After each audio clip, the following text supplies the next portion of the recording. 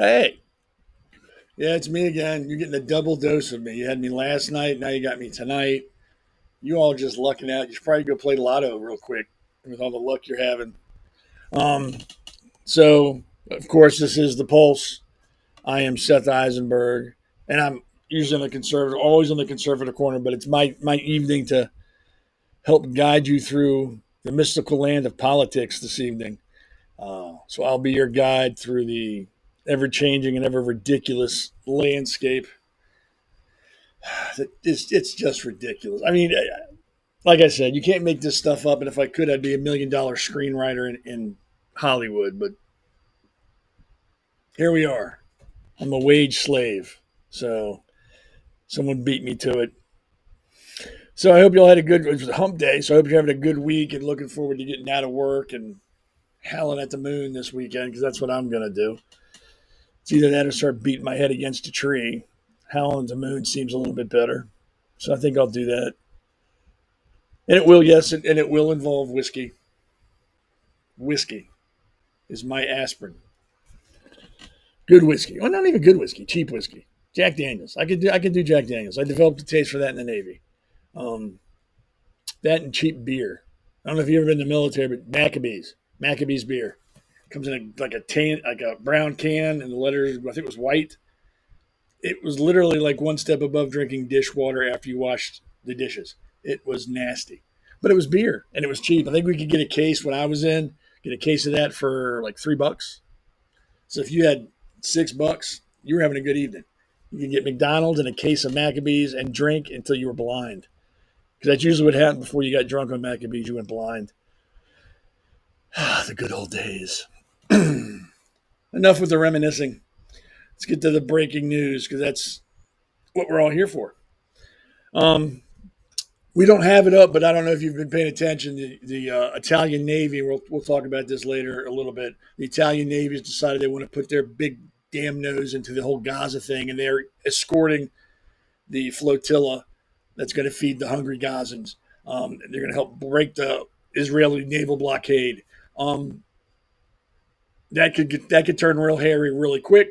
Um, I hope the Italian Navy is just there for show, and they're not really tasked with doing anything. Because if they are, again, that could be taken as an act of war, and that would set something off much bigger than what's going on in Gaza right now. Much, much bigger. Um, yeah, it's gonna get worse before it gets better.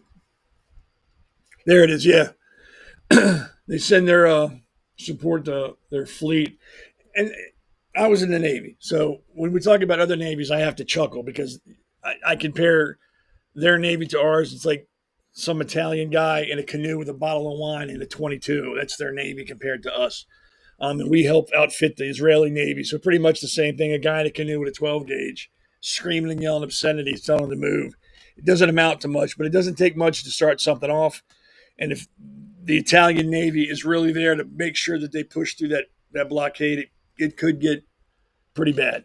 And of course, if the flotilla is accusing the Israeli Navy of using drones and firing on them, which is all it's bullshit. It's just they're trying to drum up sympathy for their little mission to go feed terrorists. And make no mistake about it, that's what they're going to be doing. Because if they get through with food, it's never going to get to anybody in Gaza except Hamas. And if anybody who thinks anything differently than that, I got some swampland in Arizona I want to sell you, and we'll do it pennies on the dollar. I mean, only an idiot is going to think the food that they bring there is going to go to anybody that needs it. It's going to go to the terrorists because they control the country. That's their elected government. So, yeah, I got, like I said yesterday on sitting in for Alexandra, I have no pity for Gaza. None of them. Don't care about none of them. The good ones got out. The bad ones are the ones dancing in the street every time something bad happens. So it is what it is. I hope the Italian Navy backs off because Gaza is not worth all this. Truly, it's not. And if they really are serious and try to punch through that blockade, it could get really ugly, really quick, and that will pull in everybody. Everybody will be involved in that point. So let's hope not. Let's hope cooler heads prevail. But I think we all should keep a close eye on that, not out of fear, just out of curiosity. Because, like I think, it could just end up being a big game of chicken, and at the last second, the Italian Navy could back off and say, "Hey, look, you're on your own. We are not engaging over this. This is not going to happen. If you can't make it through, oh well. I don't know what to tell you." And also today there was a shooting at an ice facility in Texas. I think 3 people were hit, 1 person was killed, and then they found the bullet casings, and on the bullet casings it said anti-ice. So I'm willing to bet you dollars to donuts it wasn't a Republican that did that. I'm telling you, it's probably another moron liberal. But we'll have to wait to see. I think none of the ICE agents were killed or hit. I think the person that died was a detainee being escorted in or escorted out. I don't remember. When I read it, it was kind of fuzzy. But that happened in Texas earlier this afternoon. Thank you, liberals. This is all your fault. I put this firmly on your shoulders. You call people Nazis and fascists and say we're a threat to democracy.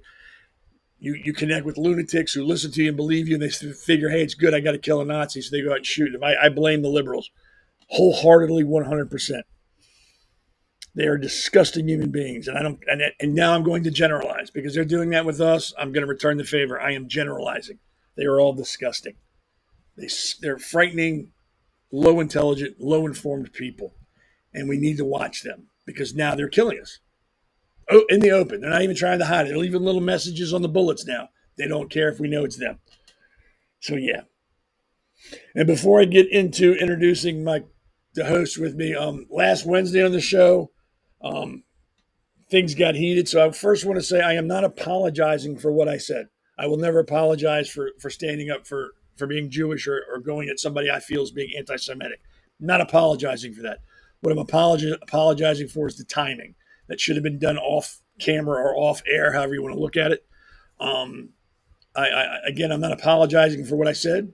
I said what I said, and I stand by it. But it should have been done in private or on a sidebar, and not in front of all you who watched it. So that's what I want to apologize for my part in that. And it won't happen. Well, I'm not going to say it won't happen again. People get passionate and get upset and say things. We won't plan on it happening again. So should it happen again, we can eject people with the eject button and blank them out. What we need to do is get a bar that says censored so we can put that on people's faces when they get crazy. I think that would be cool. But that's just me. And then, again, I said what I said. And I stand by what I said. Again, timing was wrong. It shouldn't have been done in public. Oh, I keep saying public. Shouldn't have been done on the camera. And again, that's not going to happen again on camera, live. Yeah. That's that. All right. I've rambled on long enough. Let's not invite. What? You know what? I'm having brain farts. I'm not inviting anybody. I'm introducing people. Unfortunately, Alexandra can't be here tonight, so I think she's still celebrating Rosh Hashanah. I think there's still some going on with that. So maybe she'll drop in later. I don't know. But we got the hammer, Damon Galdo here. Hey, what's up, guys? How you doing? He will help me host. He'll be the shorter, less attractive Alexandra this evening. He'll fill in both seats. So, hold on a second. You say you were more attractive than Alexandra in the show yesterday. I am a stunningly attractive man.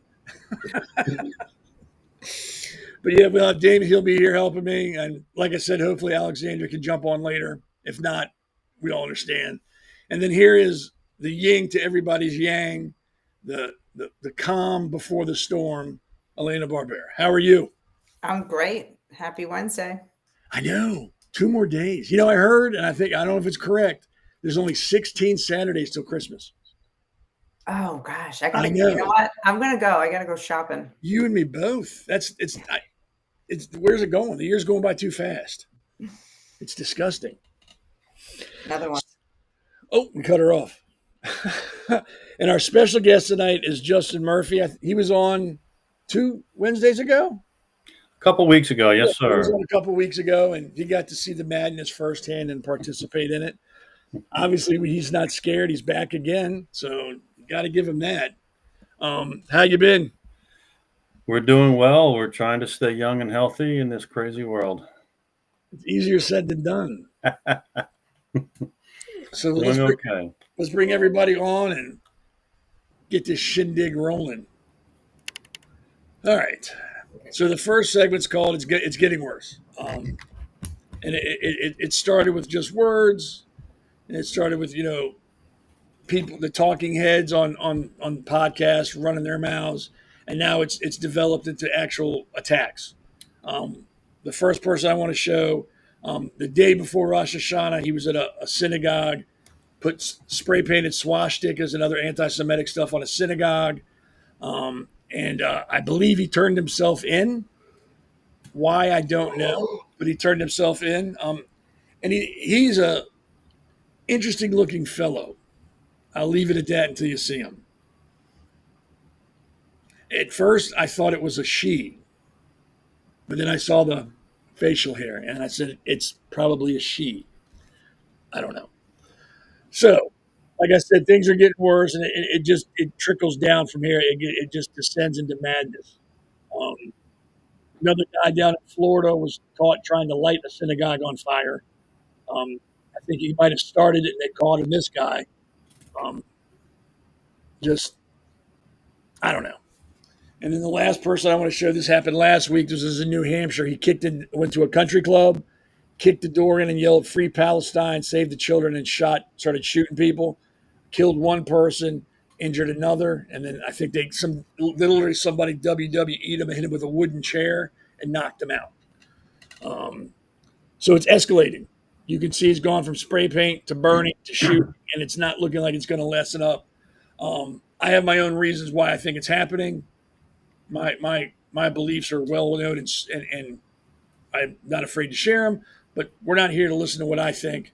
We're here to listen to what you all think. So I'll start off with Elena. Do you see it getting better or worse, or do you think this is just the beginning of things to come, and it's just going to escalate until it gets to a point where it's out of hand? I am very sorry for the optimists in the room to say that I think this is just the beginning, and I believe that we're just ramping up. You could look over the last 10 years and you could see the incidents, the intensity, the speed of things that are happening and evil that's happening, and the way that society is completely unraveled, and it starts with little kids. There are so many different causes for it, but we're seeing it in young people. So it's going to take an entire generation, if we can even get a hold on it, to wash our society clean, or at least somewhat clean, of the rot that's in it and the moral rot that's in it. It's not going to get better. People are addicted to hate. And remember in the early days of the internet when we would say things like, "Wow, do you think that things were always this bad?" And now they were probably just always this bad. And now we're just hearing about it more. No, things are. Remember that? You're laughing, yeah. Right? We used to say things like that, and now I realize no, things are actually far worse than they used to be. Morality is in the toilet, and biblically speaking, things are always going to continue to get worse. And we may have some moments of reprieve where we're like, oh, we feel a moment of normalcy, which we have had even in the past 10 months since the election. And we'll continue to see moments of reprieve, but it's going to be like an escalator where it just keeps getting worse and worse. And you can take that to the bank. And before I go to Justin, here are some facts I got from the FBI. In 2024, there were 9,354 anti-Semitic incidents on record across the U.S. That was a 5% increase from 2023. This is the highest number of incidents since they began tracking this data in 1979. From 2023 to 2024, incidents of physical assault against Jewish people and vandalism rose by 21% over the year before. Primary data for the one-year period following October 7th shows over 10,000 anti-Semitic incidences in the U.S. The FBI also reflects this trend, and on September 24th, the Bureau reported that anti-Jewish hate crimes had increased by 69% in 2023 and trended up for 2024. So, Justin, you're a pretty smart guy. You've been around like I have. What do you think is fueling this? What do you see is the catalyst for the increase in these type of things? Seth, I think clearly right now, what we have to deal with and recognize as a country is that the vast majority of this political violence is from the left. And I think right now, be prepared for the left collectively to try to inject this type of parity and equilibrium and say, oh, 50% from the right, 50% from the left, let's condemn all of it and move on. No, no, no, no, no. 10% from the right, if that, and a whole hell of a lot more, like 90% from the left. This is a problem of left-wing political violence. It is calculated, organized, trained, planned, and funded. It's not organic. It didn't just pop up last week. This has been going on for years, if not decades. And when you start to throw away, the decency and decorum in debate, this is what you get. There's an old saying that your thoughts become your words become your conduct and your action, and that's what we're seeing now. People acting out violently, and you can trace it all to the left. I mean, I heard Hillary Clinton on The View the other day. I guess she was on The View or something, but Newsmax or Fox News carrying it. And she said, well, we really have to stop all this violence, but, it's predominantly coming from the right. Now, this is a woman who stood before the country and said that the 60 to 70 million Trump voters are absolute deplorable. It's like they don't even have the self-awareness that they're doing this in a way, but it's coming from the left. And you've got someone is inculcating in young minds, okay, it's okay to be violent. Their speech about free markets and Christianity and traditional marriage, their speech is violence to you. So you have every right to be violent to them. And this is what you're saying. Young people who have a complete disregard of the future, of consequence, of tomorrow, of the value of human life. And I do think things will get better. We tend to get things straight here in America, because I believe good always defeats evil. But I agree with Elena that it's not going to be short term. I mean, I think you'll see some real curveballs come our way, especially when Trump is in the White House. But the left wants this country to be lawless and chaotic, and then they can say, "See what happens when you elect Donald Trump? The country is nothing but a basket case of flame and fire while he's in the White House." So it is from the left. There's no doubt about that. If we're going to address the issue, we're really going to need people on the left, other than John Fetterman, really to stand up and say, yeah, this is a problem on the left, and we're facilitating it, we're promoting it. Somebody's teaching these young kids to be violent, and it's not the Christian Coalition that's doing it. That we can be sure of. I think it's funny anytime Hillary Clinton talks about violence. I mean, she has more people in her past that have committed suicide by stabbing themselves in the back 90 times than anybody else I've ever met in my entire life. Yeah, so there's the hypocrisy is off the charts, and it's not helpful. But look, clearly we know where this is coming from, and it's left-wing violence. Look at the Discord, Antifa, Black Lives Matter. It's all a funded, trained, and I mean, look. Get in their face, drive them out of public places, shoot them up on baseball fields, President Trump's assassination, the Dayton, Ohio shooter. I mean, the list of left-wing political violence in this country is embarrassingly long in the past couple of years. And there's no other way to view it. I mean, if we're going to we have to identify what the problem is. That's where it's coming from. That's where it's coming from. I mean, how many, conservatives don't take over Columbia University, storm buildings, attack ICE, burn federal courthouses, attack ICE agents. What happened today? Some left-wing idiot from Antifa went and shot up an ICE facility in Dallas. Why did he do that? Because it's being inculcated from the far Marxist left. Fight back, be violent. If you look at Marxism, Seth, they preach you cannot change a society peacefully. That's why they don't like free speech, debate, First Amendment, and elections. They preach it has to be violently overthrown. You need violence to overthrow the existing structure so then you can rebuild the country and society as you deem it should be. But it's through violence. And this is where this is coming from. Discord, Marxism, it's taught pretty openly on college campuses. And the sad part is that you'll notice that when those students, pro-Palestine, pro-terrorist, when it took over Columbia, nobody did anything. It started to spread because Nobody stood up to the punks in Columbia, at Columbia University. So it starts to spread, and it's I agree. I agree Yeah. with that a lot. Hey, Damon, let me ask you a question. Going on what Justin was just talking about, the college campus issue where they were keeping Jewish students from getting to their classes while security and the police stood by and watched it happen and did nothing. Um, and I'm not going to mention their names because they're beneath me, but they're talking heads on podcasts that are spewing the same type of BS, calling Israel the spawns of Satan, things, this rhetoric, and then they're shocked when things happen. What do you think the outcome will be if we don't? And I don't mean we here. I mean like in general we stand by and just they can say what they want to say or do what they want. I mean, I'll tell you one thing. They were allowed to do that before Donald Trump came in. Oh no, yeah, I'm not blaming. No, Trump. I'm saying that that started to change when he came in. So thank God he was elected. That's why most of the country voted him in for one of those reasons.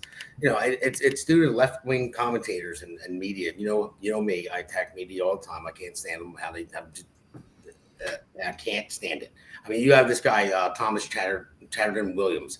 I got a tweet here from him that says, "I spent half of my adult life living in one foreign country or another, and I don't think I've ever felt so estranged from the surrounding culture as I am from the aesthetics and sensibilities of this movement, not even the criticism.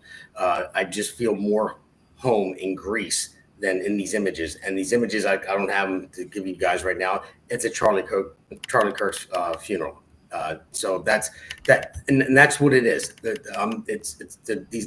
Dan Williams, he's a professor at University of Sussex in the UK, said the same thing. Said, and they don't stop. And I feel like, so we are going to have to do something. We do have to stand up and say something. But I think we're already getting there. I mean, look, do you think this shirt was made before? No, it wasn't. It's Charlie Kirk. So it wasn't made before he was killed. So there's a movement. There's so many chapters for Charlie Kirk that in New Jersey right now that have just opened up. But I think everyone's seeing it. I think everyone's tired of it. I think everyone's tired of the Jews being targeted. They're tired of the Catholics being targeted. And it's now that we see it, and you see all the left-wing hatred and left-wing killings. What do we have? 4 in the past 2 weeks? 4 major incidents, and all left-wing stuff. And we can go back even further. I mean, for the sake of time, I won't. But it's just it's shown up, and everyone sees it. It's all the left-wing rhetoric, and they just don't want to get along. They don't want to talk to anybody, and if they don't have that conversation, and they just say, okay, I'm going to handle with violence, like Justin said, Marxism, and that's how they want to change it. But yes, we are going to have to stand up because we can't keep doing this. And the more and more that we see this, and you see the movement of people that are coming out, I think that's the problem. They're scared because everyone's waking up and everyone's saying, you know what, we're done with this. We're done with this woke BS. We're not doing this anymore, and we're fighting about men playing in women's sports. No, that's done. And they're getting shut down. All their little side things that they wanted to do to destroy this country, they're getting shut down over and over and over again. So what do? They resort to violence, and that's what they're doing. And they will lose that battle. Now, do I think it's going to get worse before it gets better? Probably. But I think we are moving in the right direction, and I think we will definitely win this battle. What were you saying, Elena? Yeah, I just want to jump in. I appreciate your optimism again, and the revival, the spiritual revival that we're seeing is very, very real. And I personally, I'm a Christian. I'm faithful. I see God moving in this, and I have every confidence that is really happening. At the same time, though, the leftist, the fringe maniacs. The ones, I don't know if you saw, I recently put out a video about the cover of a magazine called Eugene Weekly. It was a June 2025 cover, and it was a tranny on the front with an AR-15 and saying, as Donald Trump attacks trans rights, it's time for us to bash back. I'm paraphrasing, but bash back was part of the phrase. So they're going to come out. The stronger we are, the stronger we get in our faith and in our principles, and the more we push on those things like transgenderism and all the madness, and then the immigration, those little demons are getting more and more rattled, and a lot of innocent people are going to continue to get hurt. Now, ultimately, if it came down to a battle, God forbid, yeah, they would lose, but they're going to get their licks in. And it's scary because just go back a few weeks ago and think about the Annunciation church killing with those little kids in their morning mass. Yeah. To where we are today. I mean, and that's only 3-4 weeks ago. I mean, let me bring this guy's picture back up real quick. This guy literally shot people that had nothing to do with what he was angry about. He went to a country club yelling "Free Palestine." These people had nothing to do with that. And he shot 2, killed 1. I mean, I don't. That's terrorism. Yeah, it is. I agree. What do you think? That guy right there, nothing to do with Palestine, nothing to do with. What was he? Was he anti-Semitic? Was he a Jew? Was he a Catholic? What was his problem? Was he just nuts? I think he's just crazy. Is it all the medications that were on, the SSRIs that they pump full of people, and then people or they sit in their mom's basement playing video games their whole time, and then they just see all this stuff, and then they're like, oh, you know what? I got to make something out of my life. I got to, and just go and do something, and like I'll be famous if I do something like this. I mean, recognition. Yeah, that's why I even hate showing his picture. I don't want him to get any airtime. His name should be stricken from anywhere it's written, his picture burnt, and his body buried in a shallow, unmarked grave in the middle of nowhere, so he's forgotten. That's what should happen to him. But it won't. He'll be a hero to the left, the hero to the Free Palestine people, because look, he stood up for the oppressed Palestinians. Look what he's doing. He's fighting the man. That's how the left will spin that, because they're sick. The thing is, I would say, I think the way it's happening is that the left got control of the media. If you look at Hollywood, for all these Hollywood actors that signed all that something, I think you were talking about it last night. Yeah, and I liked them at Not a first. beer. I did, as the Hulk. I used to like Robert De Niro, and he ruined every movie. I know. I can't even watch him anymore. Shame. And it's like, and they're the ones that people see on TV all the time, and they're the ones that people listen to, even though they're an actor. They're fake, like you said. Their entire lives are fake. They're acting. But people look at that all the time, and when they come out in real life and say, "Oh, I stand for this," but they're not involved with any of this. They don't know what's going on. They live in their gated communities, and they're rich, and they say, "Oh, I'm just going to stand for this." And I think that's the problem, and it's the media. And the left has gotten control of all the media, well, most of it anyway, not us anyway, but they've got control. And I think that's what it is. I think that's what people are seeing. Like I have the argument with my mother-in-law all the time when she watches CNN and MSNBC. And that must be fun. I mean, it's not. My wife and I battle it out more. I try to stay out of it. That's the P's, you fascist. And I think Elena brought it up a minute ago. The kid at the Catholic school shooting, those kids, and I talked about it last night. I'm going to talk about it until people tell me to be quiet about it. That kid, Victor, who laid across his buddy and took a bullet for his buddy. I mean, I can't. That's a kid. That's a kid. He should be out playing. He should be in the basement playing video games, running around drinking soda and staying up to 2 a.m, bouncing off the walls, annoying his parents. He took a bullet for his buddy. Donald Trump, he should get the Presidential Medal of Freedom as well. He should get the Congressional Medal of Honor. He should get every award they can get that kids should get every year. I'm not joking. That kid deserves whatever we can give him. I mean, I know adults, and I've said it before, that wouldn't do that. I know adults that would have ran out of that room when they heard the gunshots. He stayed there. Not only did he stay there, he shielded his buddy. I mean, come on. That's what they make movies about in Hollywood. This kid really did it. Yeah. I want to meet that kid. I'll buy him 50 gallons of ice cream or let him eat sugar right out of the bag if he wants to. I don't care what he wants to do. I'll let him do it. He deserves that. And that's what we need. That's what we need to talk about more in this country. Not these morons, these anti-Semites or these Antifa shit stains. Talk about these kids and people that do selfless things. Not because he wants to be famous, because he knew that was the right thing to do, because that was his buddy.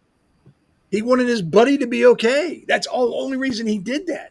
He wasn't thinking about fame or this or that. He's like, my friend, he's going to get hurt. I got to protect him. That's what we need to nurture in this country. And that's what we've gotten away from. It's all about, I got to be right. I got to be right. If it's on the right, they're wrong because I'm right and my feelings are more important than what you think. Screw that. That kid is what we need more of. We just, hey, you know what? This is right. I'm going to do it. Yeah, it might hurt, might sting, but I still got to do it because it's the right thing to do. We got to get back to that. That's the only way we're going to stem this whole tide of BS in this country is more people like that aren't looking to be famous. The thing with the right thing to do is that these lefty lunatics think they're doing the right thing, that they just don't understand right from wrong. They have a misunderstanding. And that's really to get behind that and precursor to that with reforming an honest, true, idea of what is right and what is wrong. And if you showed that to a lefty, they couldn't argue. There'd be no way to argue that kid did something wrong. What did he do that was wrong? What exactly he did was wrong? He saved the life at the chance of losing his own. There's no greater sacrifice in the world. How can you tell me that's wrong? Explain to me that's wrong. And that's what we got to shove in their face every time they open their mouth. Like, look at Victor. What's wrong with him? What did he do that's wrong? And then they can find fault in that. You know what? Eat a bag of dicks. I mean, really, if you can find fault in what that kid did, you're not a human being. You there's something we haven't classified yet, and that's what you are. Because that kid is my hero, and I'm 53 years old. When I grow up, I want to be just like him. That kid is incredible, and that's what we need to get more of. Well, I hope we see him at the State of the Union in January. I hope they let him speak. Give him 10 minutes.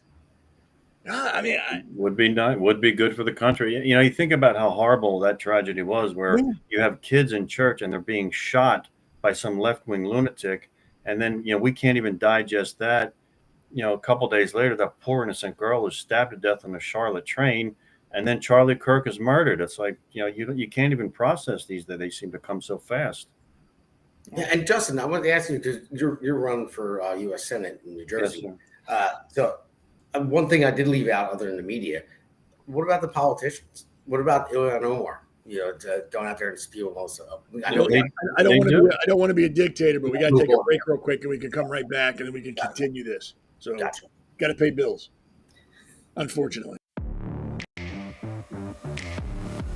The APN's The Pulse podcast is hosted by Alexandra Levine from the Alexandra Levine Life podcast.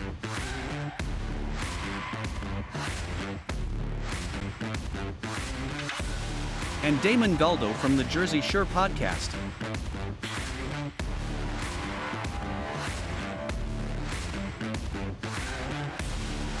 And Seth Eisenberg from the Conservative Corner podcast.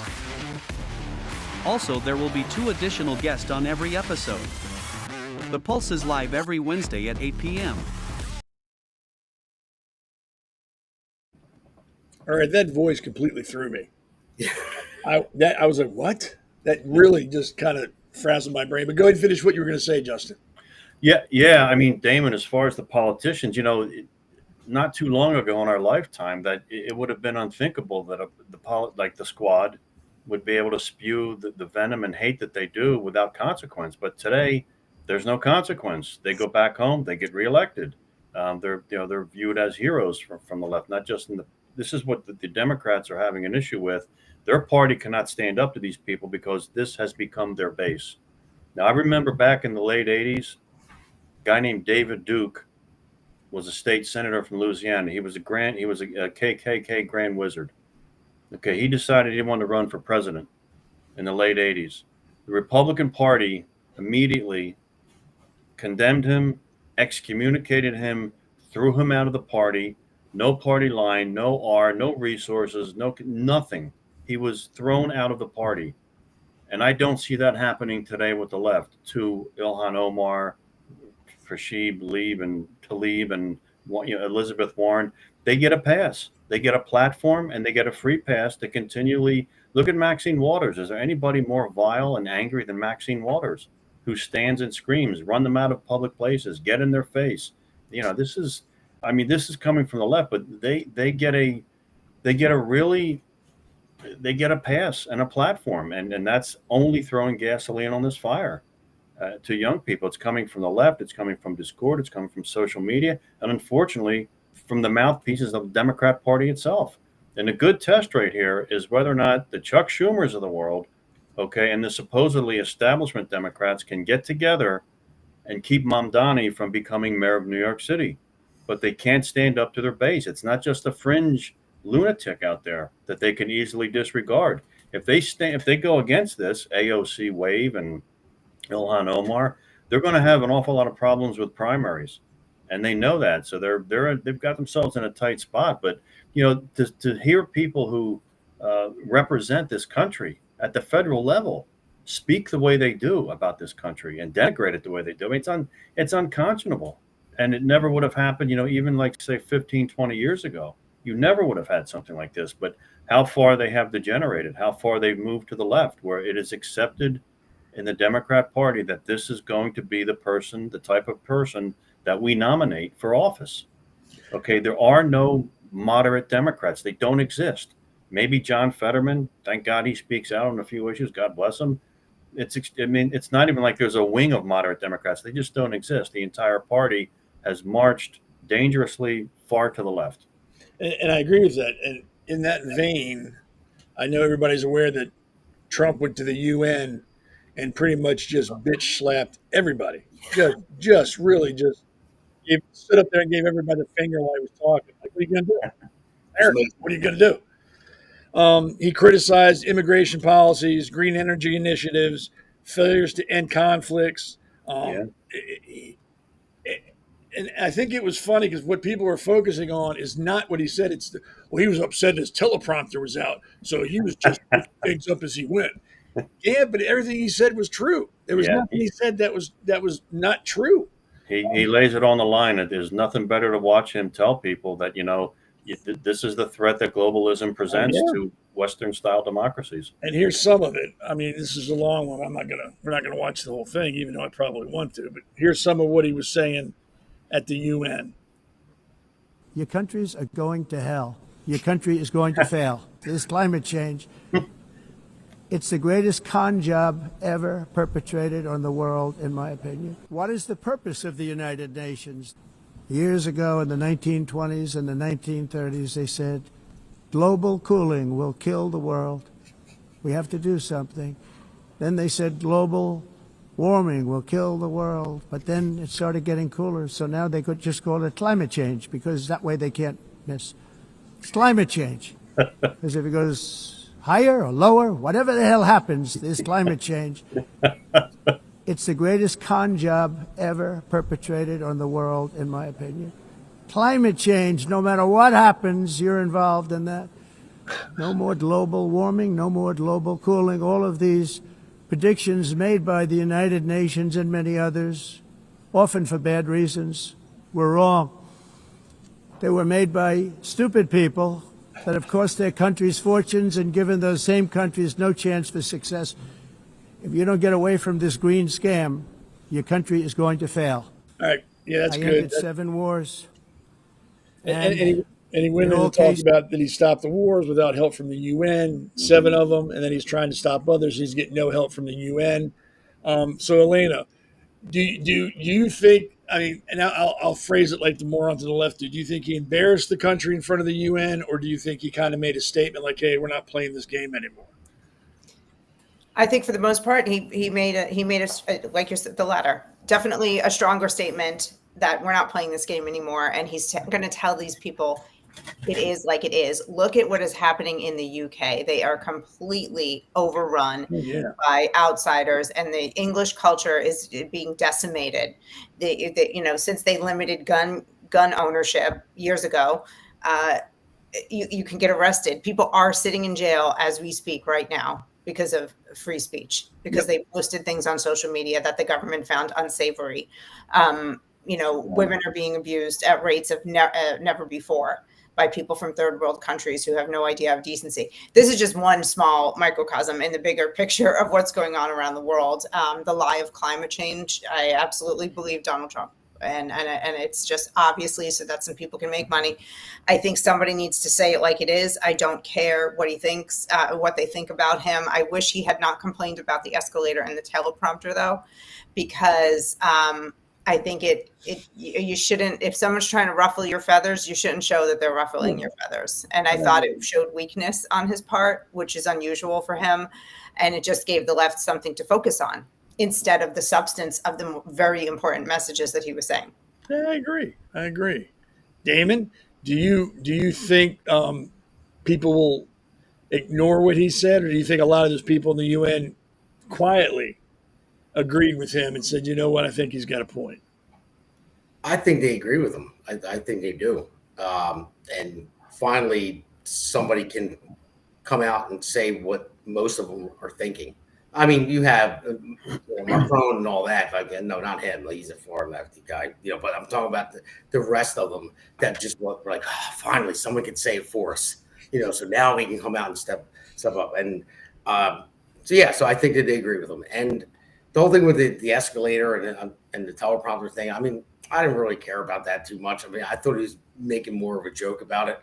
But the whole point of the escalator thing, which really kind of got me and upset me a little bit, the Secret Service that was standing behind him, as soon as he steps on, it stops. They should have done something right away, because you just stopped the moving target.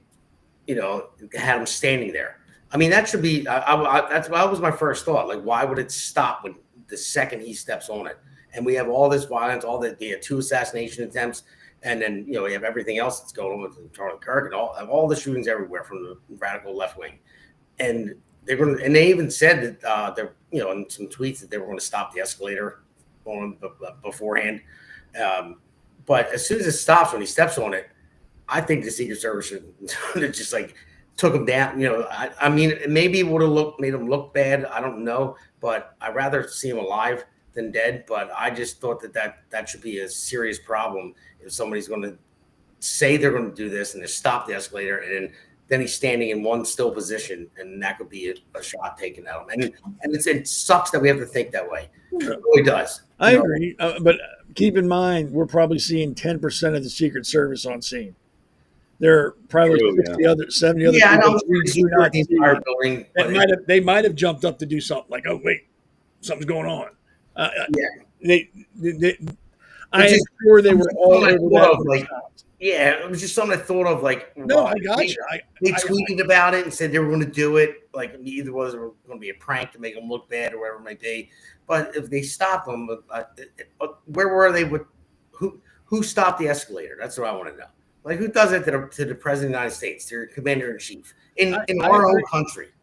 I mean, that's the thing that bothers me. And I think for us to ask those questions is cool. For us to be down here saying what's happening, I still stand by. He should have just zipped it on that, Well, yeah, I got you there. Yeah, I used to work in Hyattsville, and I don't know if you're all familiar with Maryland. Hyattsville is like a stone's throw from D.C. It's right outside the city line. And on occasion, the presidential escort would be on the highway. I think that's 495. I don't even remember. But there'd be like 3 or 4 Suburbans, and then 2 like limos, 3 or 4 Suburbans, another limo, and another Suburban. And 9 times out of 10, the president wasn't even in that motorcade. That was just put out there just so people would think. And in the very last Suburban, the back window was down, and there was a guy in there that I used to call the trunk monkey, who had a huge machine gun and had it barreled down behind the door. But everywhere he looked, he was carrying that gun with him. Even though the president probably wasn't in that motorcade, had you tried to do anything, they would have reacted like the president was there and probably put lots of lead into your body. And what was left, they would have buried. So even if you didn't see anything, I guarantee you 60, 70 people somewhere off that camera in that building were jumping. Like, what's going on? Send somebody here, send somebody there, get some on that side. But I understand the question. I mean, I asked this, like, well, why are they not doing anything? But like I said, I'm sure off camera there were people flipping out, grabbing hand grenades or calling in an airstrike. I'm sure there was crazy stuff going on. So Justin, you saw the clip, and I'm sure you watched the speech there. What do you take away from what he was saying? What do you think he was?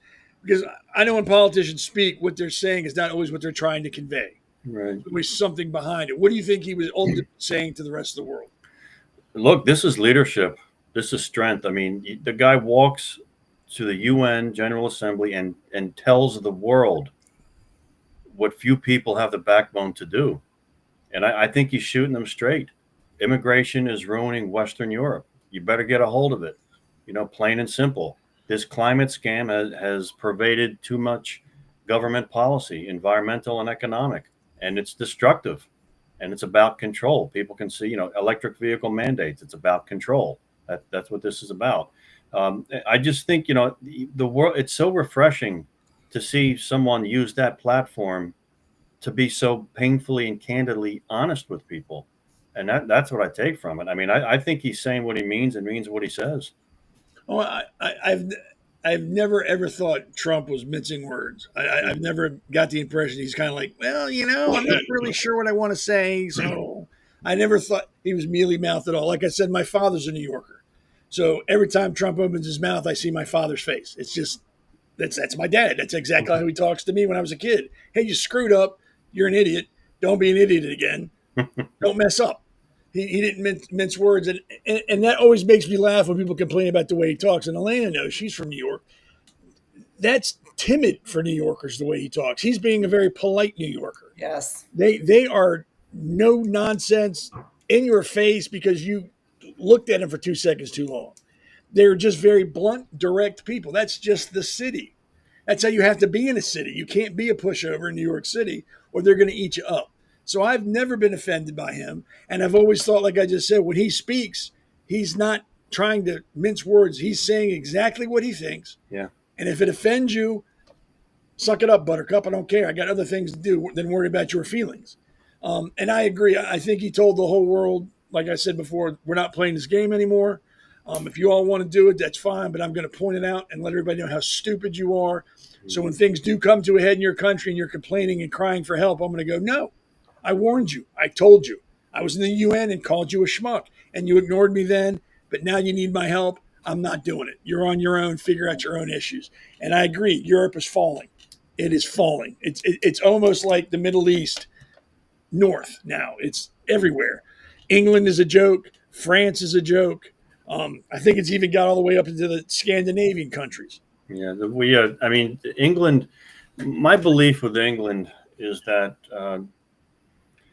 I think if you look at the southern part of that country, okay, where there's this, that's been this wave of third world immigrants have basically showed up and planted their tents, so to speak. I think England is going to get to the point where they may have to, sometime over this century, they may have to kind of carve that portion out and say, okay, that's a cancer we're cutting out of our society now. No, we're not going to have you go past it. Muslims will ask for a semi-autonomous region. You watch, that's next.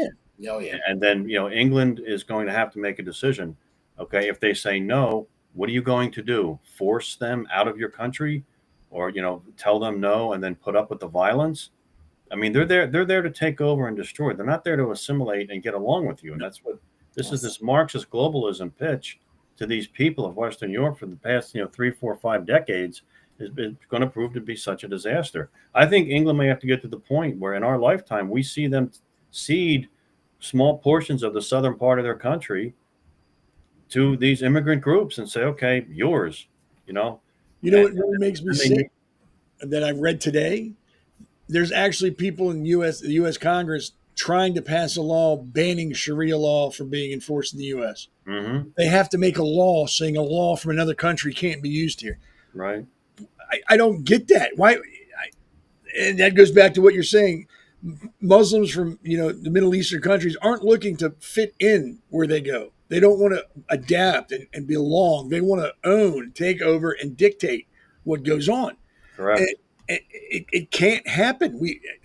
If anybody ever tells me, well, they want to get along with it, I'll just point to England. Yeah. Or point to France. They're not there to get along. I mean, England is going to have to, if you look at these countries in Western Europe, Seth, they're going to have to do a couple things if they want to remedy this. Number one, they need a political and a cultural renaissance. Okay. They need to elect political leaders with the backbone to not only stop the flow of illegal immigration, but actually deport people and draw the line. If you showed up here in the last 10 years and you're living on the street because we don't have a job or a house for you, we're sending you back. We can't keep you here. Send them back. You've got to have your young people rededicate and be reintroduced to Christianity so that they want to be married and have children. Half the problem in Western Europe, they're in negative population growth. Nobody wants to get married. Nobody wants to have children. You're letting in millions of illegal immigrants from the third world who are having children. And it just, the indigenous is just going to be outnumbered here by a group that's not interested in assimilating to your country. They're just not. So there needs to be so much happen in the way of a political and cultural renaissance in these Western European countries. And, I hope they can pull it off for the world's sake, really. Europe should be a vibrant place of culture, liberal arts, economic growth, prosperity, security, tourism, social. I mean, it's good, but And beer, lots of they're beer. destroying it. I mean, look at Sweden. Sweden has had some horrendous. Oh, yeah. Instances. Yeah. They're actually paying people to leave, and I think it's working a little bit. Elena, I read somewhere that England, the Persian Indians, not American Indians, own more property now than actual English people in London. This I hadn't heard that, but I'm actually not even surprised by that. This isn't just a play to take over Europe. This is a play to weaken America. Oh, yeah. Because our allies are disappearing. If our allies are taken over, we will be more and more isolated. And I can see it happening. And when I see the left scream and the lunatics going, oh, Trump is offending our allies with NATO and the UN, and like, what? Our allies are giving themselves up. They're not going to be our allies for much longer. And they just absolutely can't get that into their heads. Well, look at just the recognition of a Palestinian state. I mean, that has a lot to do with domestic politics because the number of Muslims in France, I think Portugal, England, I think this is about domestic politics to kind of placate the Muslim voices in those countries. And it's never going to stop. Okay, it's recognition of this today, and then Sharia law is okay over here, and it'll be semi-autonomous zones over here. It won't stop. It's like a cancer that spreads. And I want to go on record right now, publicly, to all 5 of the people watching, and the tens of hundreds that will be watching later. I am anti-immigration, whether you're good or not. This country needs to close our borders for a couple of years, get our shit together, make sure everything's working the way it should inside our country, then open the borders to a very specific and educated few. We can no longer allow masses to come into our country. It's not working. We need to fight.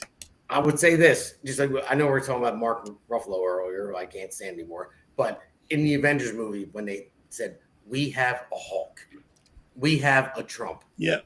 So luckily we have a Trump. Don't agree with absolutely 100% what he does, but he's closing the border, he's shutting it down, and that's what's saving this country from this, what we're talking about right now. Most definitely. Even the I'm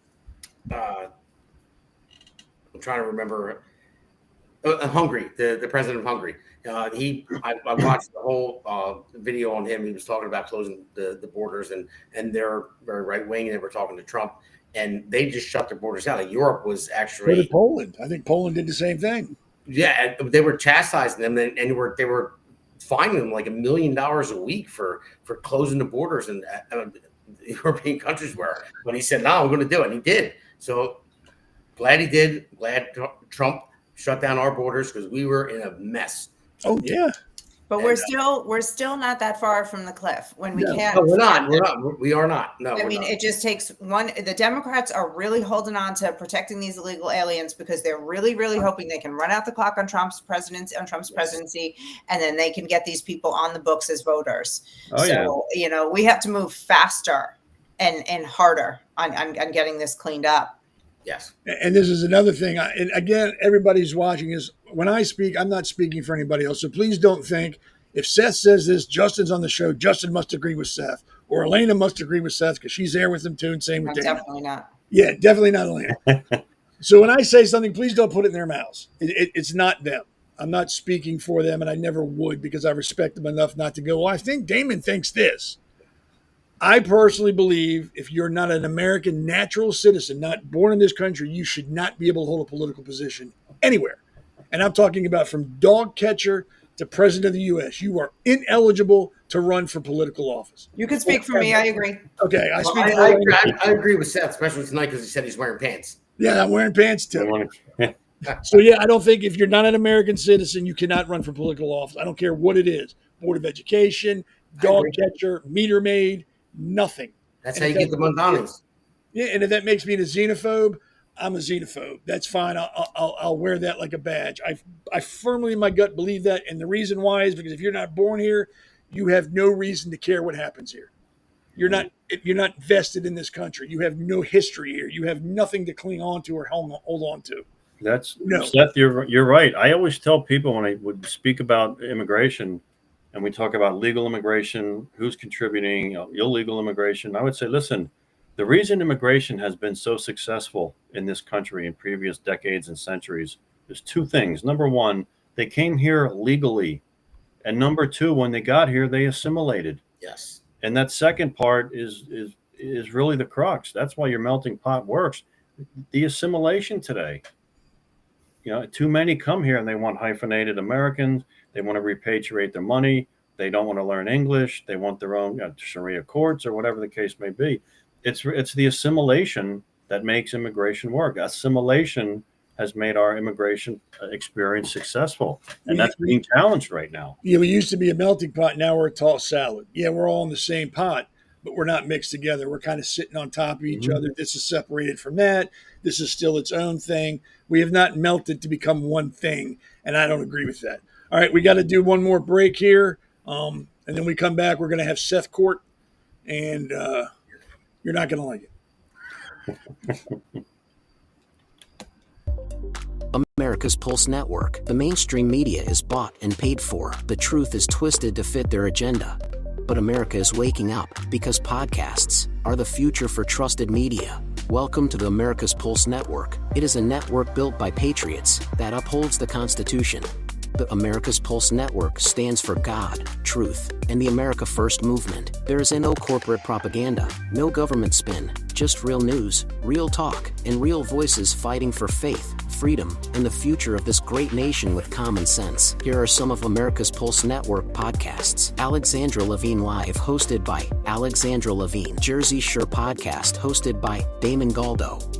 The Conservative Corner, hosted by Seth Eisenberg.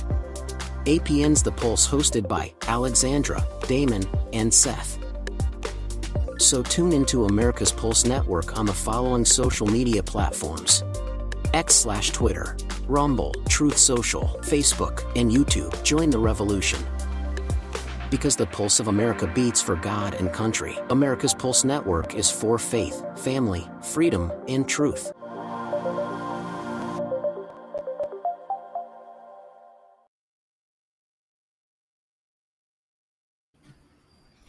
So what they're trying to say with that is that we are the best damn podcast on the internet. And if you don't know that by now, have your meds checked because something's wrong with them. They're not dosed up enough.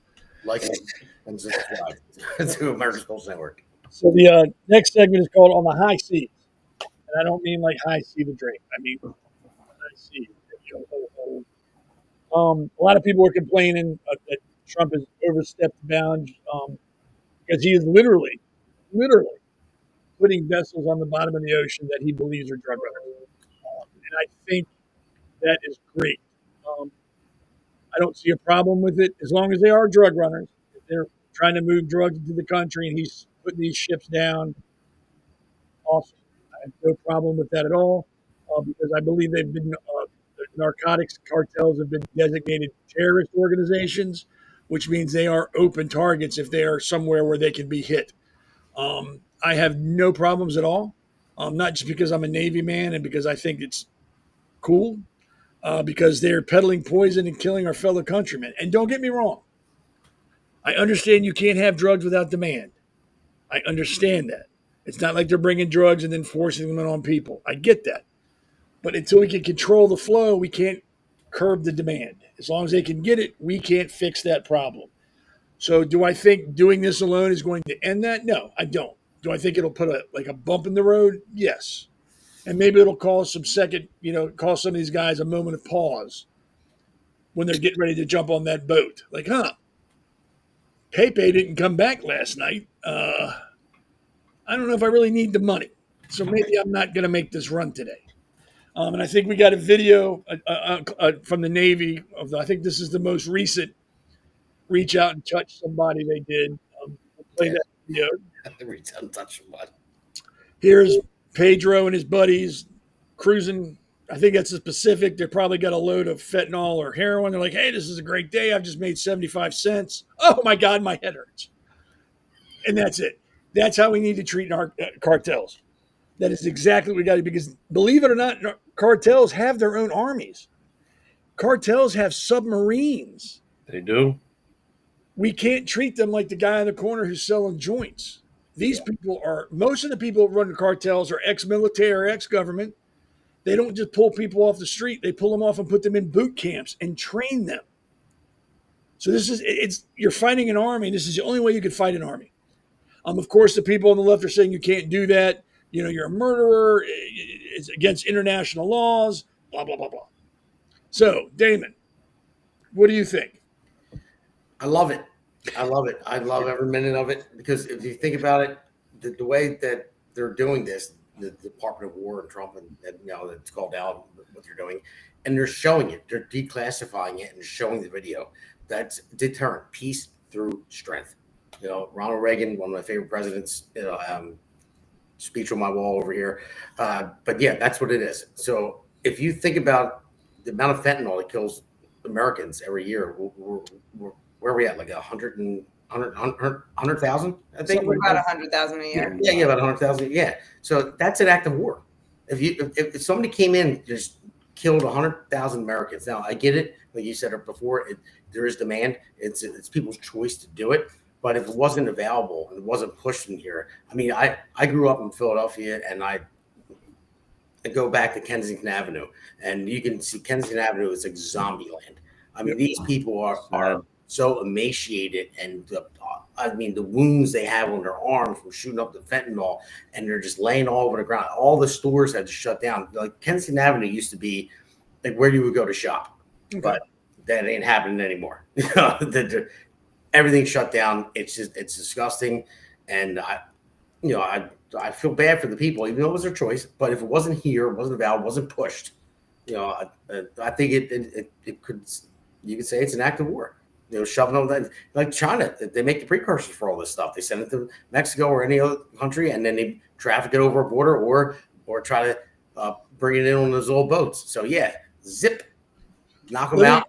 Show it to everybody. And let me show you this next picture. This is what I would call the definition of a bad day, or the beginning of a bad day. Show that picture, Damon. Yeah, right there on the left is pretty much the definition of, oh shit, this is going to hurt. Oh, they got two of them. No. Yeah. And I don't feel so. I mean, you got to kind of feel sorry for the drug runners, just because they're probably trying to feed their families. They probably got an education of second grade, and this is all they know how to do. But that's where my pity ends. They know what they're bringing across. They know what it's going to do to people, and they don't care. So, it's a necessity. It's a necessity to show this. I like the fact that they're showing it. If you show it, then those guys are. I'm not making the next run. I'm not doing it. I mean, and I want to go to Elena next, but can you? I mean, it's not funny unless you're me, because I have a very dark sense of humor. I can just imagine like the guy sitting on the ship staring at, whistling Gilligan's Island tune, going, man, when I get home, I'm having a Corona and I'm going to take my lady to dinner. And then he's all over the ocean. And I think that's how they all should end up. God bless the Navy. Hell Real quick, Seth, one question. Do you think they hear it coming? Oh, you hear it. They hear it. You don't know what by the time it registers, you're I was just curious. Spot floating on the ocean. What was that? And then freeze-dried coffee floating. Okay. Elena, do you think there's another way we should be handling this? Do you think there's a more, for lack of a better word, diplomatic way we should be doing this? Or do you think, hey, we've tried everything before? No, I I don't think we've tried much of anything before. It appears to be. If we were trying anything, I wasn't aware of it. The problem that I have with this is that I don't think it's enough of a deterrent. We've got 2 little boats, maybe a few $1,000,000 that they lost. They're making billions on killing Americans every year. The deterrent has to be far, far larger, and the consequences have to be far bigger. I actually believe this is a war. Again, you said 100,000 Americans are being killed every year. Mm-hmm. I take that as a tremendous offense, and I don't care if there's demand. If there was. If you couldn't get these drugs, people would just go back to tequila and it would be better. We can handle that. We know how to handle that. And most people don't die from alcohol. I've gotten close. A couple. Yeah, me too. But it's been a long time, thank God. Harris would be happy. But truly, I don't think, unfortunately, we're doing enough. And I think too many people have their hands in the pockets of the cartels. The cartels own too many people. And I think you also gave these guys way too much credit with the sad liberal. You sounded like a liberal for a sec, Seth, which was very weird. They're probably just trying to feed their families. Go dig a ditch and feed your family. I was trying to figure it out. Yeah, but to answer what you were saying, that we need to do more. Right now, off the coast of Venezuela, we have, 5 ships of war. We have 2 Aegis missile destroyers, which by themselves, just those 2 ships by themselves, could level Venezuela in probably half a day. The one ship that's out there that I know is the USS Lake Erie CG-70. That is a Ticonderoga class guided missile cruiser commissioned in 1993. It has more missiles that it can fire than I have fingers and toes. It has more guns than I can think of. And there's 5 of those ships. They have 2 amphibious assault ships, which I was stationed on. They carry Marines, Harrier jets, the vertical landing, Sea Kings, which are troop transport helicopters. There's 2 of those off the coast of Venezuela with 4,000 Marines on each. 8,000 crayon eaters drooling to get on shore and lay waste to whatever they can get on. If that doesn't deter you, then we're going to have to. I'd rather be wrong. I'd rather be. I'd rather be uninformed. And what you're telling me here, that there's a lot more happening than I knew about. I don't think the average American knows about it. I think the average American is in a small town watching their neighbors die of overdoses. So it's very frustrating out here. No, I agree. And with the last few minutes, Justin, what do you think? Should we be doing more? Do you think we should put boots on the ground in Venezuela to get out the cartels, or do you think what we're doing is good?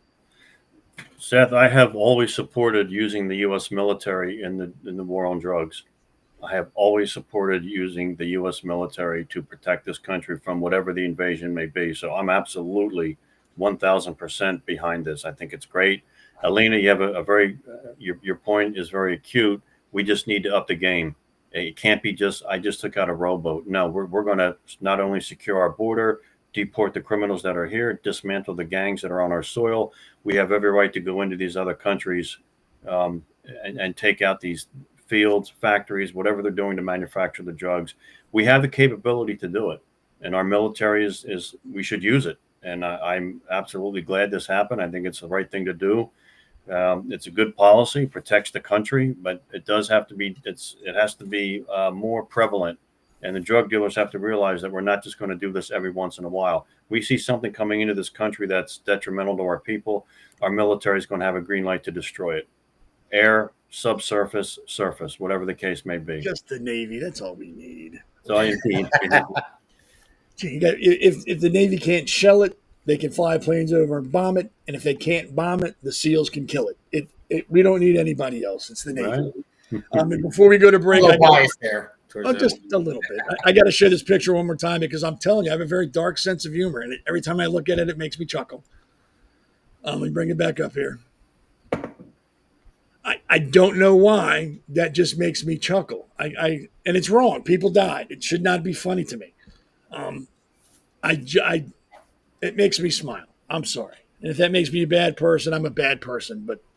And I also want everybody to remember before we go to the last break that regardless of what's going on, those are our countrymen stationed on those ships off the coast of a country that is threatening us.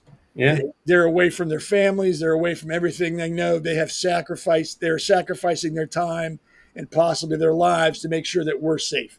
Don't ever forget that. No matter how easy it looks like we're handling something or how simple it's going to be for them, trust me, the easiest things go sideways quicker than the most dangerous things.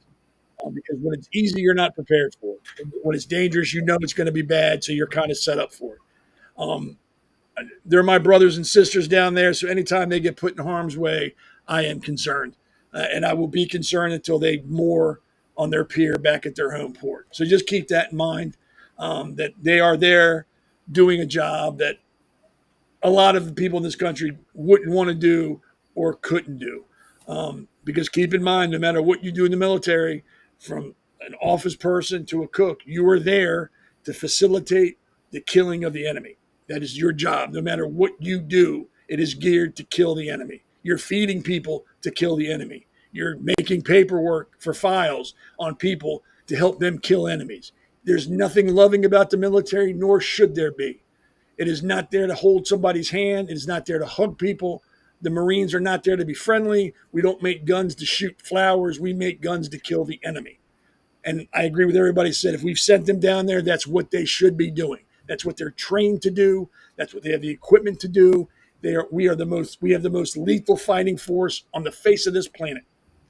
Our National Guard is better than most armies of the nations of the world. And we have the finest, and I'm not exaggerating or saying anything funny, we have the finest Navy in the world, the most modern Navy in the world. An aircraft carrier alone could destroy a country. Just one aircraft carrier with the firepower it carries. We don't need that. That in a submarine, we could run the world. So yeah, just keep in mind there's our people down there in harm's way, and things could go crazy like that. So God bless them. Smooth seas, and heck, I hope the wind stays at your back. Always, yeah. One more break, and then we'll come back and talk about some other schmucks in the news that need to be talked about. Welcome to America's Pulse Network. This is APN's very own White House correspondent, Alexandra Levine. This is so amazing and miraculous. We've never had a president in the history of our nation doing this. And we hope to God that he continues doing this forever and ever. Thank you. God bless you, everybody. And God bless President Trump. And God bless you. Hello, everyone. This is Alexandra Levine with the America's Pulse Network. I am the White House correspondent right here in the heart of D.C. as President Trump is celebrating 250 years of America and the military. Subscribe and follow America's Pulse Network on the above social medias.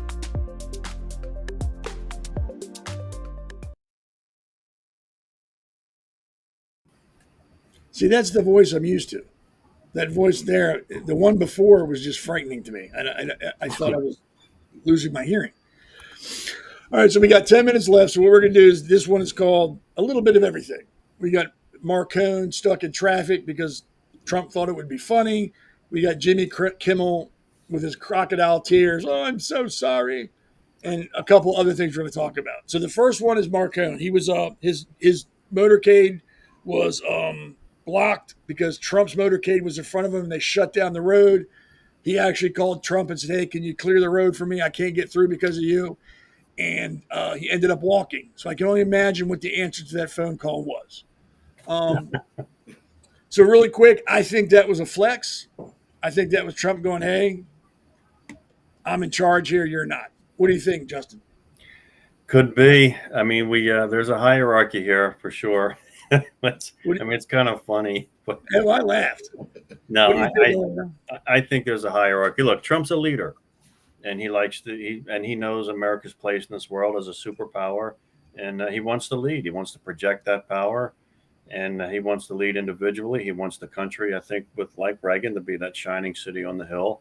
And this is just a little extension of that with a little fun traffic jam. That's all. What do you think, Elena? Flex or just honest mistake? I'm going to just double down and agree with Justin 100% on that. Okay. Damon? I would say, yeah, I agree as well. And I believe that probably, just like when Putin came and he flew the B-2 bombers right overhead when they were walking, off the tarmac. And I think that was probably the same thing. So I agree. I think it was a flex. I think it was a, hey, welcome to New York, baby. But that's just me. one thing I will say, I did watch Gutfeld last night. He said, but Macron wasn't afraid of getting assaulted because he wasn't with his wife. Well, yeah, I wouldn't mess with her. Looks like Remember when she smacked him? So I just want to throw it out there. she's a healthy looking woman. I wouldn't, or whatever she is, I wouldn't mess with her. No way. Next up, we have Jimmy Kimmel. And we all know he was kicked off the air for a little while for some remarks he made about MAGA being involved in the murder and assassination of Charlie Kirk. The lefties cried because it's okay to cancel people on the right. That's not a problem. That's okay, but you can't cancel their people because then it becomes, a freedom of speech issue. I think a lot of people forget the freedom of speech doesn't mean anybody but the government. The government is what that's for. The government can't infringe upon your freedom of speech. You can talk about the government. You can cuss the government out. You can say what you want to say about the government. That's fine. It doesn't mean that private entities who are not affiliated with the government can't hold you accountable for what you say. They can have standards. They can have rules and they can have regulations. And if you violate those rules and regulations, you can lose your job. I don't think it had anything to do with his speech. I think Jimmy Kimmel's not a funny person. I think he's boring. I think he's very predictable. And his shtick is always Trump. And after about 2 years, 3 years, 4 years, it gets old. It's not funny. I think that's why they kicked him off the air. I think he knew that's why he was kicked off the air, and he twisted it to a free speech thing. All right, Damon, what do you think? But you went to me on this one first. Jimmy Kimmel is a P, I'll say. I'll leave it at that. I'm trying to stay curse word free.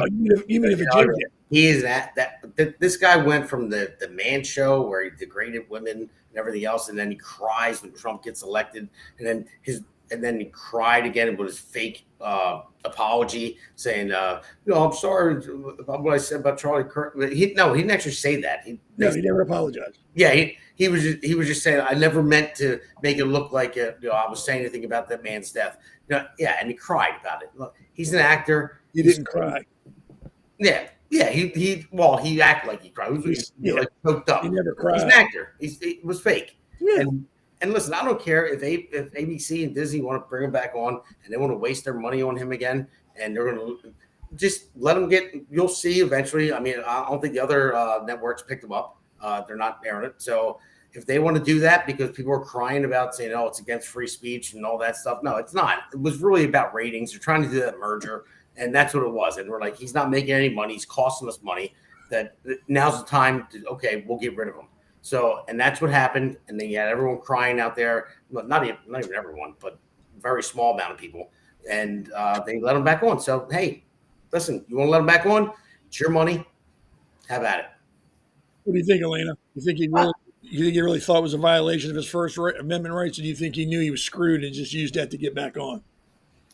I don't think this was a First Amendment violation at all. Even the Hollywood Reporter of all publications put out an article when he was first taken off, saying that there was tremendous pressure. There was about an insider at the top where Bob Iger, head of Disney, and the head of ABC were talking. Advertisers were calling in. There was a tremendous amount of public pressure because he said the atrocious thing and said that MAGA basically implied that MAGA was responsible for the murder. I absolutely never thought it was a free speech violation. And I think that, we're also saying that, it was outrage that got him back on the air.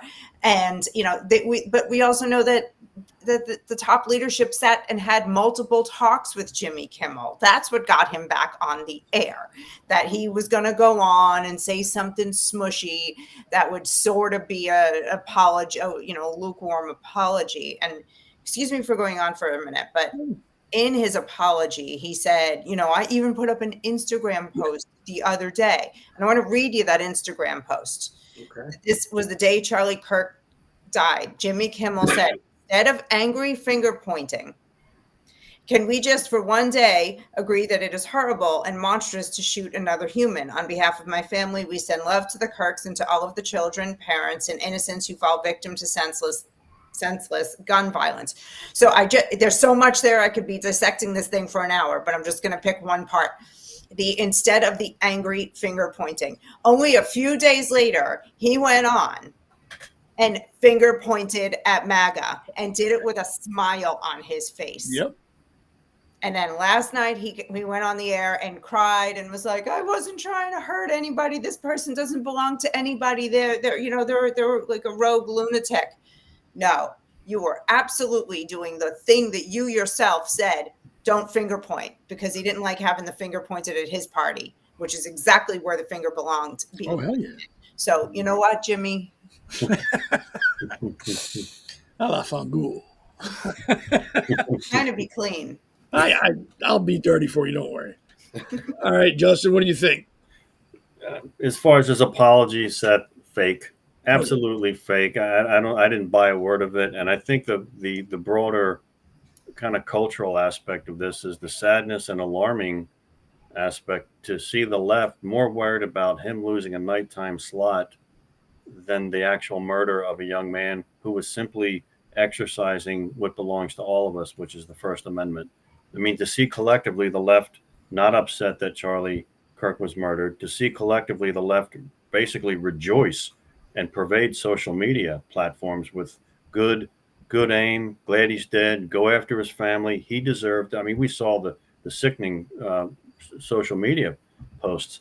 And it wasn't just one lunatic here and there. There was literally, I think, tens, if not hundreds of thousands of social media posts celebrating Charlie Kirk's murder.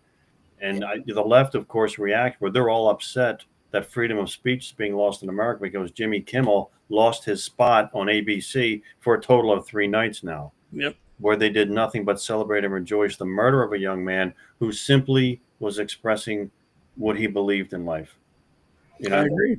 And that's the real sad part about this. And Jimmy Kimmel's a nobody. I mean, he's a nobody. I never heard of her. Well, before we wrap up, I wrote a little something about Charlie Kirk. It's an opinion of mine, and if you watch the Conservative Corner, you know I like to end with an opinion because I'm just an opinionated, judgmental prick, and I like to force my opinion and judgments on people. So this is what I wrote about Charlie Kirk, kind of like what we're talking about, but I bring it a little step further. The assassination of Charlie Kirk on September 10th, 2025 has been hijacked by a vile parade of grifters and ideologues peddling conspiracy theories for power and profit. Within hours, X exploded with over 2 million posts spinning baseless narratives. Candace Owens and Alex Jones alleging Israel or deep state plots. Left-wing accounts pinning it on Trump to dodge Epstein's fallout. These opportunists, from Laura Loomer's doxing crusades to Russian and Iranian media pushing anti-U.S. tropes, exploit grief to inflame division. T-shirts mocking Kirk's death sell like hotcakes, while sites like charliesmurder.com crowdsource witch hunt, ruining lives over misquoted posts. Even AI tools like Grok and Perplexity bungle facts, calling the murder staged or hypothetical. This isn't just tasteless, it's predatory. Conspiracies fuel threats, firings, and Civil War rhetoric, turning tragedy into a big business. Kirk's death deserves better than being a prop for these vultures. It's just my opinion, and every time I look at Facebook, I see the same thing. Oh, you wrote that? Yeah. Who else would have wrote it? The guy. But Very good, Seth. And I want to end on this. The man died. He was murdered. Beyond that, doesn't matter to me. Let his family grieve. Let them start their healing process. Let them try to get back to what normal looks like now. Let Turning Point USA grow or go whatever direction it needs to go to from this point on. Stop with the bullshit theories and blaming people. We know who did it. We caught him. He's admitted to it. They have evidence. If there's some grand conspiracy behind it, don't talk about it. Show me facts. Because I'm sick of hearing people talk about things they don't know about, but acting like they have some secret little knowledge that only they know and only they can find out, and they'll share it with you if you buy the t-shirt or you press like and you follow me. The man's dead. It doesn't get any more horrible than that. Beyond that is just trying, like I said, you're trying to profit off his death with t-shirts or pushing your bullshit podcast with your bullshit theories. The man has kids and a wife. Keep that in mind and shut your mouth. Shut up. I 100% agree upon you with. Yeah. Just stop. Stop. The man's dead. It's horrible. Let's start the grieving. and let's get back to the business of living once we figure out how we're going to do that with him gone. Yeah. Okay, so I'm done ranting. So again, thanks everybody for coming. Elena, I love you. I love when you're here. You keep me in check. Where can we find you, or where can people find you if they want to know more about you or watch you more? Where can they go? They can just hit me up at the Based Mother on all the socials you can think of. Cool. And you'll be back next Wednesday to make sure we're being cool. That's why I love her. Nobody can keep you in check, so I don't even. Elena's done it a couple times. I had a couple moments. Yeah, don't give me some credit, Damon. She's smacked me down a couple times. I've been, wow, what? Okay, I'll be quiet. I'm sorry. Justin, where can people find more about you and your campaign and things like that? Well, thank you for having me. This is always a wonderful experience to be here with all of you, and thank you for the platform. Jersey Justin, number 4, Senate.org. Justin Murphy for U.S. Senate on Facebook. Good. And like I say, everybody who watches my podcast or this podcast, we have someone running for office. It's a very expensive proposition. It's not cheap. If you can afford to throw a few bucks his way, and I'm serious, $5 goes a long way. Help the man out. Always vote for the most conservative candidate you can find, and you help him out any way you can. Time or money. If you live close to him, help him out with time. If you don't, seriously, $5 or $10. He doesn't need millions. Every little bit helps. Give what you can. Thank you. Hey, thank you, Seth. Last but not least, my favorite short person in the entire world. Tell them about you, man. Tell them about you. Well, everyone knows where to find me. Jersey Shore Podcast, man. It's going to air on this, but as soon as we on our outro, you're going to see where you can find me. Jersey Shore Podcast, America's Pulse Network, and I guess I'll just bring it up now because maybe Justin and I will bracket together. Vote DamonGallo.com. Damon Gallo for Congress. So it's on Facebook. So all right. I have a page there. It's getting reopened. So it's open now. I haven't posted anything on it lately, but yeah, it's happening. So all right. Congratulations. Yeah, and again, he knows what he's getting into. I know. He knows. Awesome. Well, that's cool. I mean, if you need somebody that can hold you up when you speak, so people can see. That's what I need. I need someone to hear my voice. I need someone to hold me up. We can do like Master Blaster. I get like a backpack, and you can stand on it. Blaster. That's perfect. We could do that. No, but seriously, that's cool, man. Congratulations, man. Good. I hope you get it done. Yeah, and we could give you a hammer. You could hold a hammer when you do your speeches. Yeah. And at the very end of your speech, go, and I'll drop the hammer. I think that would be awesome. And you could sign hammers and hang them. Man, dude, it writes itself. But no, congratulations, dude. That's awesome. That is really awesome. Oh, well, it's not going to be legit until January when they release the the sign-in sheets and they have to give all the signatures. So that'll happen. I'm still impressed. I think that's awesome. We'll see what happens. And then Seth, like you said, got Sammy and Bulgarano coming on soon. Oh yes, you and I are going to team up on that one. Damon told me a while ago he had interviewed, or he interviewed Damon first, and then Damon interviewed him second on his radio show, Sammy the Bull Gravano. Wow. Damon's been talking to him, and he's agreed to let us interview him. Damon interview him again for a second time. Me for the first time. I'll be sitting in on it. I am super excited about that. I think it's an interesting person. I think he has a lot of things that he sees differently than I would see, and I think it'd be interesting to get his perspective on a lot of things. So when we get closer to that date, we'll let everybody know because I am excited. I can't wait to do it. I told my father I might be interviewing Sammy the Bull. My dad's a New Yorker. He goes, "Oh, everybody knows who the Bull is. He's not a bad guy. Him and Gotti, I know. We all know about them." So he was really excited. So that's cool. But yeah, we're going to do that soon. As soon as we know about it, we'll put that out there. Again, thank you everybody for coming. I had a blast. Elena, when are you running for office? Yeah. No, thank you very much. Nah, I'm going to pass. Yeah. How about never? It's never good. I won't get into it now what the latest perspective, running for office is never mind. I'm not going to say it. So. And before we get out of here, again, I'm Seth Eisenberg. I'm on the conservative corner every Sunday at 7 till 8. See, I forget what time I'm on. 7 to 8:30 on the Pulse, 8 to 9:30. And sometimes I sit on other shows because people need a break, and I have no life, so I don't take vacations or go anywhere. My son's 15. I'm not cool enough to hang out with anymore. So I have a lot of free time.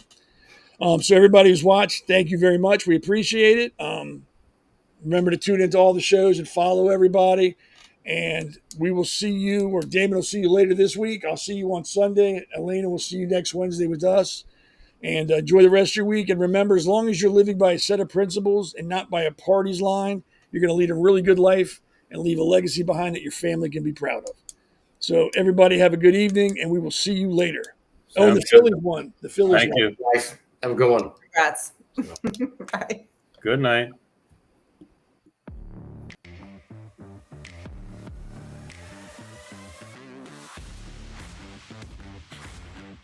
Alexandra Levine Live, hosted by Alexandra Levine.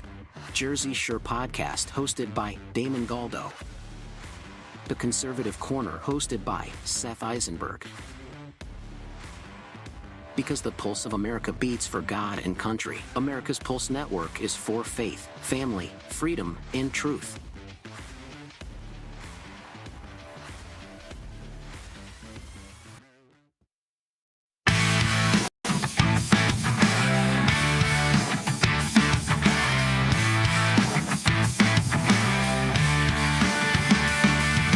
Jersey Shore, we make our stand.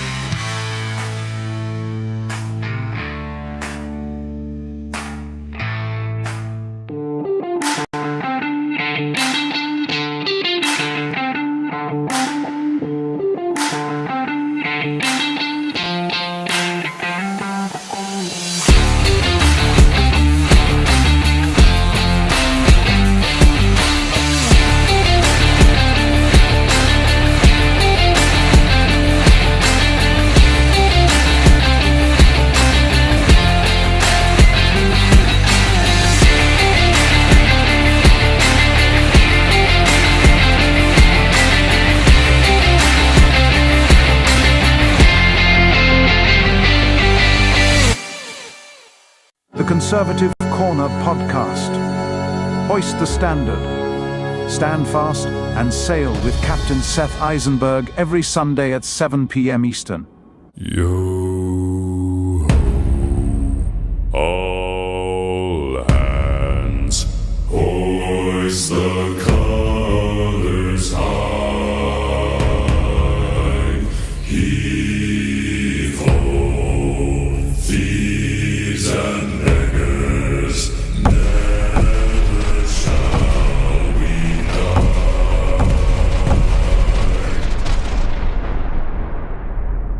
Now some have died and some are alive, and others sail on the sea with the keys to the cage and the devil to pay.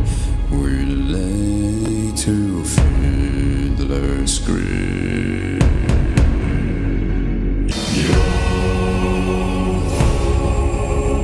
All together, hoist the colors high.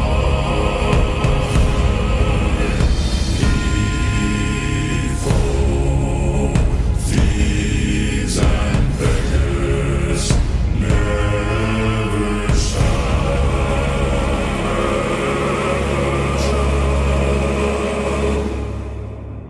we die.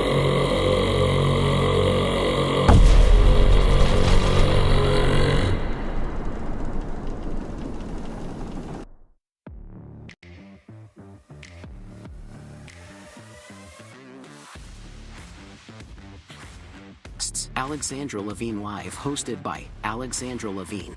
Jersey Shore Podcast, hosted by Damon Galdo. The Conservative Corner, hosted by Seth Eisenberg.